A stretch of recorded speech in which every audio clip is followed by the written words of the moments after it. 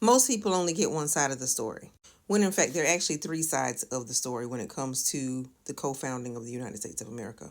The reason why most people only get one side of the story is because of that thing called white supremacy, right? Where it's an ideology where the majority of people back then in the United States of America were taught that just because they are white, they're better, and so they would do a bunch of stuff to oppress other people. Okay, but because the United States is co-founded, okay, white Americans, Black Americans, and Indigenous, we have to start learning history as such. I know both sides of this history very well. Um, Black American side and the white American side. And if I was to tell someone about the founding of America, that's exactly what I would tell them, and say as much as I could about the indigenous side because I don't know that side extremely well. Okay. Now, when it came down to the founding of the United States of America, you have Black Americans who fought the Revolutionary War, indigenous who did the same, and white Americans. Okay. White Americans had a very different view. Okay. They were loyalists and patriots, but the overall view was they did not want to be subjected to a king, a lot of them. Some of them were loyal to the king. Okay. But after all that dust settled, when all that stuff got settled, they were basically in control of things because there was something called slavery. Not all black people were, not all African Americans were enslaved. Okay. Many were free. But there was still this oppression going on. Okay. And so they started the paperwork for the government, how they wanted, and left the other co-founders out. Okay. Black Americans also wanted to create a nation just like white people did because this is our nation. Okay. Just like white people did. However, their vision for it was totally different. Totally different. It's understandable. So you had the free Black Americans and you had the enslaved Black Americans. And overall, they wanted liberation. They wanted freedom. They wanted equity and equality all the way back then. All the way back then. So this is where we can fast forward to Black Power. And I explained in another video, Black Power is liberation. White power is subjection. Black power is equity and freedom and equality and justice. White power is the opposite of all those. Okay. And this is a real definition. You can look it up. You can look up black. You can go to Chat GPT and look up black power versus white power. That's the deal. Okay. So basically, so this has always been the vision all the way through. Okay, all the way through. So you see rebellions and things of that nature. You have two different visions for the United States of America. You see battles going on in the United States of America. You see where the indigenous and the Black Americans actually fought together for liberation and for things. You see that, right? When it comes up all the way up to the Emancipation Proclamation, right? And the freedom of Black Americans in totality, because Black Americans were free in the 1700s. Okay, people don't know that, but yeah, way in the 1700s they were already free in certain states. Okay, but the rest had to gain freedom down south, and so this is where the Emancipation Proclamation comes in.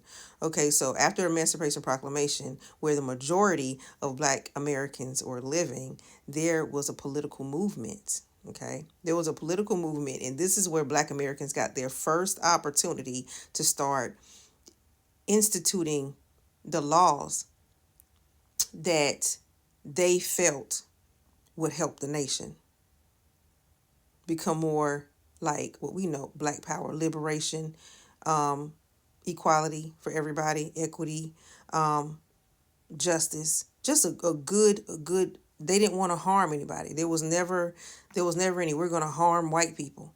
No, that's not Black power. What we know now is Black power. They weren't saying that back then. But they were elected as politicians back in the 1800s, right after the Emancipation Proclamation. This didn't sit right with white Americans. Oh no. They didn't like that because down south we had the biggest numbers. So what happened was they called the troops from protecting Black Americans. They called the troops. And when that protection was gone, that's when these other groups like the Triple K and everything, all these supremacist groups started coming up, and they started trying to oppress, violent oppression. And so this is how Black Americans ended up forced out of politics. And that's how we ended up forced out of politics. And so without knowing that history, you will think, well, Black people were never in politics. Yes, we were. Black Americans are political from nature because this is the situation we were in. We're by nature, we're political. By nature. Like, period. We wake up political. Okay? Whether we know it or not, we wake up political. And that comes from our first generations of people, may they rest in peace. Our first generations of people here. I mean, they had to be. And so here we are today with people like this. Trust Black women, they lead the way. Trust Black women, they lead the way. White women, stop abandoning your sisters. Trust Black women, they lead the way. Oh, we're mad as hell. Oh, can't you tell? Oh, we're mad as hell. Can't you tell? We dissent, you fucking fascists. Oh, we're mad as hell. Can't you tell? So the founding of the United States of America, if you're going to learn the actual history, you have to decide who actually was on the right side of history when it comes to the founding. And it was Black Americans. I don't know too much about the Indigenous, like I said, but they did fight in the Revolutionary War. But I do know, and I did a video on this before, the Constitution was inspired by Indigenous people. Yeah, a lot of it was inspired by what they saw and how Indigenous they already had their government set up. And I'll stitch that in the video. But yeah. So who's on the right side? Who was for the people? We would say today Black Power. Who was against the people? As we can see today, with many people losing their jobs, and they're laughing about it. The billionaires laughing about it. They're just basically don't care about anybody but themselves. That's the white power. And that's how it was back then. So, yeah. It's almost like an evil versus good, because there were a lot of white people back then who were with Black people. William Lloyd Garrison, he's one of the most famous, wrote The Liberator. He was friends with Frederick Douglass. I mean, he was really on it. There are a lot of others.